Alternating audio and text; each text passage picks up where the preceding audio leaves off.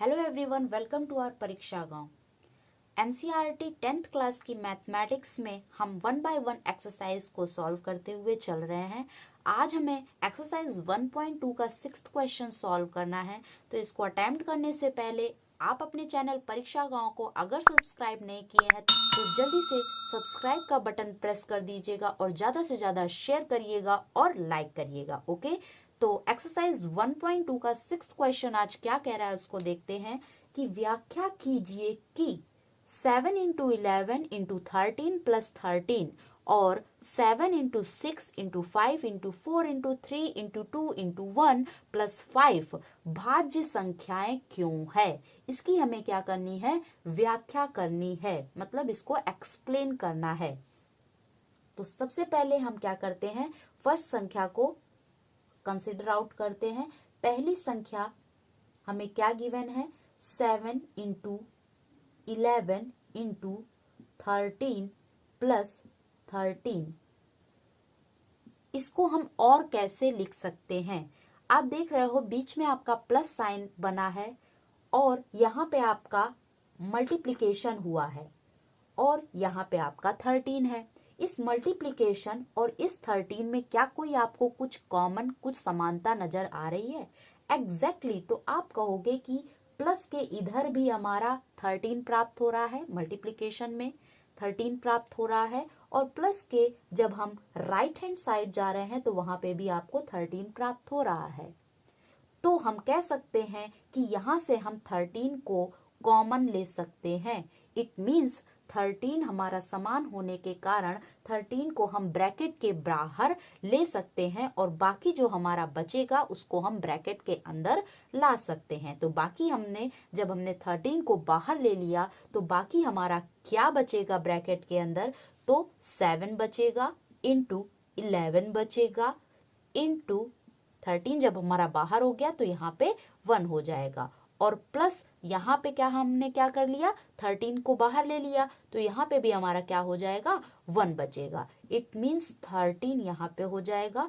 7 into 11 into 1 करोगे तो 7 into 11, 11 7 जा 77 और प्लस ये 1 हो जाएगा। All clear?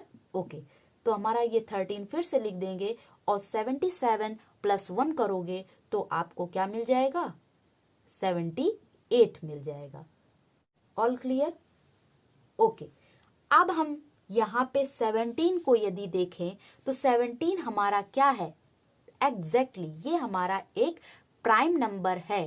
ये हमारा क्या है, एक अभाज्य संख्या है जो सिर्फ और सिर्फ 1 से विभाजित होगी और स्वयं से विभाजित होगी। इट मीन्स 13 से विभाजित होगी, तो इसको हम एज इट इज लिख सकते हैं।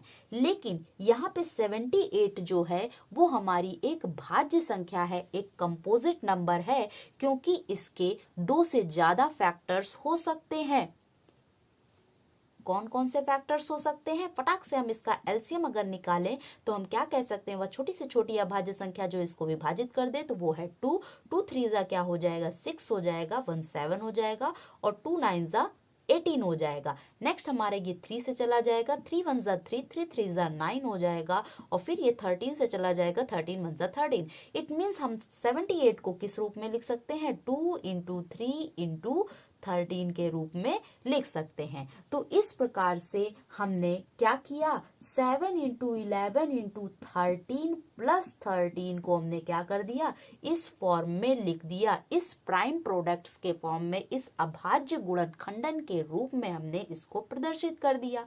और जब हमने इसका अभाज्य गुणनखंड निकाला तो इसके जो प्राइम प्रोडक्ट्स आए, इट मीन्स आपका जो अभाज्य गुणनखंड आया वो क्या आया, 2 से अधिक संख्याएं इसमें हमें प्राप्त हुई। अभाज्य गुणनखंडन में हमें 2 से अधिक संख्याएं प्राप्त हुई और 2 से अधिक संख्याएं प्राप्त होने के कारण हम कह सकते हैं कि दिया गया expression, it means 7 into 11 into 13 plus 13 जो होगा वो एक भाज्य संख्या होगी, क्यों भाज्य संख्या होगी? क्योंकि मैंने आपको पहले ही बता रखा है कि भाज्य संख्याएं वो संख्याएं होती हैं जिनका अभाज्य गुणनखंड में जो संख्याएं प्राप्त होती हैं वो 2 से अधिक प्राप्त होती हैं।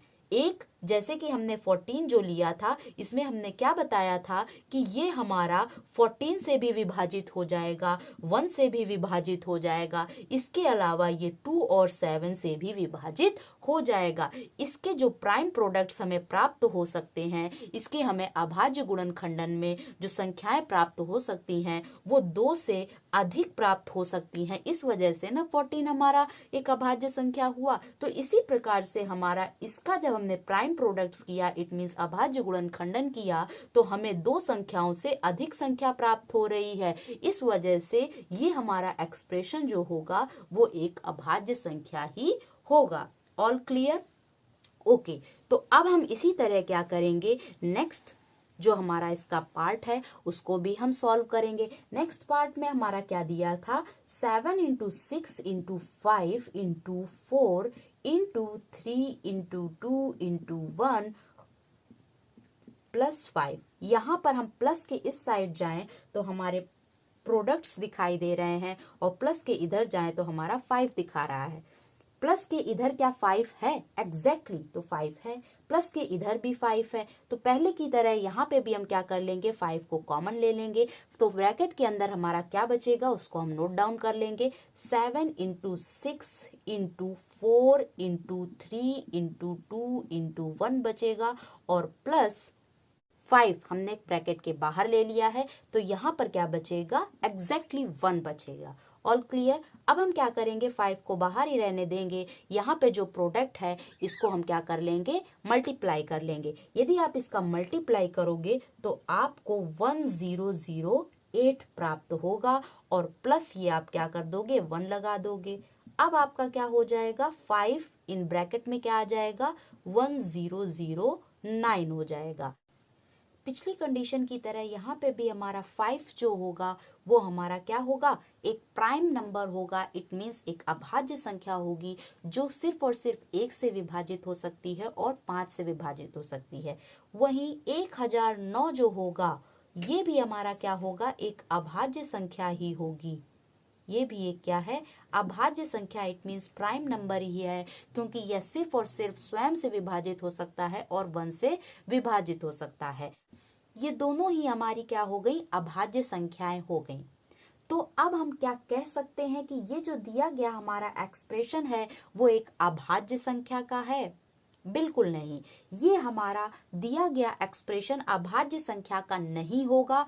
क्यों नहीं होगा? क्योंकि 7 × 6 × 5 × 4 × 3 × 2 × 1 यदि आप करोगे तो आपका 5000 क्या आएगा, 40 आएगा और प्लस यदि 5 आप कर देते हो तो आपको क्या मिलेगा, 5045 मिलेगा। और इसके यदि आप फैक्टर करोगे तो आपको क्या मिलेंगे, 5 × 1009 मिलेगा। क्या मिलेगा, 5 × 1009 मिलेगा। तो ये हमारी एक कैसी संख्या होगी, एग्जैक्टली भाज्य संख्या होगी। भाज्य संख्या होगी। और भाज्य संख्या क्यों होगी, क्योंकि हमने डेफिनेशन में जाना था कि भाज्य संख्याएं वे संख्याएं होती हैं जो स्वयं से तो विभाजित हो सकती हैं, 1 से विभाजित हो सकती हैं, इसके साथ साथ अदर संख्याओं से भी विभाजित हो सकती है। 5045 जो है वो कि कौन कौन सी संख्याओं से विभाजित हो सकता है, 5045 से विभाजित हो सकता है, 1 से विभाजित हो सकता है, इसके साथ साथ 5 से विभाजित हो सकता है, इसके साथ साथ 1009 से भी विभाजित हो सकता है। इतनी सारी संख्याओं से विभाजित हो सकता है। इट मीन्स ग्रेटर देन 2 संख्याएं यहाँ पे अवेलेबल हैं इस संख्या को विभाजित करने के लिए। इट मीन्स हम कह सकते हैं कि 5045 एक हमारी भाज्य संख्या है, क्योंकि इसमें 2 से अधिक संख्याएं हमें मिल गई हैं इसको विभाजित करने के लिए। वहीं अभाज्य संख्या कब होता, जब वह स्वयं से विभाजित होता और सिर्फ 1 से विभाजित होता, सिर्फ और सिर्फ 2 संख्याएं अवेलेबल होती उसको विभाजित करने के लिए, तब वो संख्या हमारी क्या हो जाती, अभाज्य संख्या हो जाती। बट यहाँ पे एक और स्वयं के अलावा 5 और 1009 भी अवेलेबल है। It means more than 2 values are available for dividing this number, that's why this expression is a composite expression. समझ में आ गया?